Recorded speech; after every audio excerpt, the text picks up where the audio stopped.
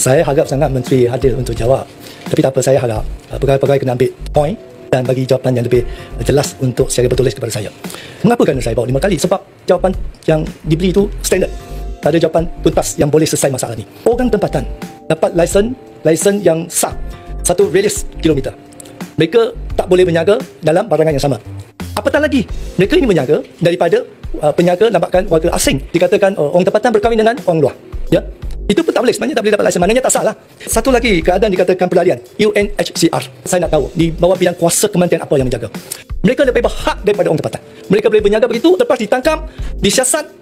Kalau mereka memegang kad UNHCR, mereka dilepas, tak boleh kita dakwa ataupun ambil tindakan. Saya menegaskan bahawa isu ini bukan lagi soal pelaksanaan, tetapi soal integriti, kedaulatan undang-undang dan ketirisan penguasaan.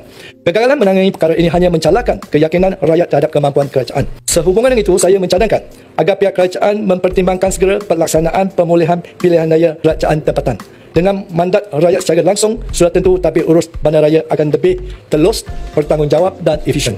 Ini bukan saja dapat menambah baik pengurusan, malah memastikan pihak berkuasa tempatan benar-benar bertanggungjawab kepada rakyat, bukannya sekadar memberi alasan. Apa pandangan kerajaan untuk kepentingan rakyat di kawasan Kuala Lumpur? Dan saya harap kalau boleh aturlah perjumpaan please, supaya kita bincang dengan serius untuk mengatasi, menyelesaikan masalah ini secara tuntas.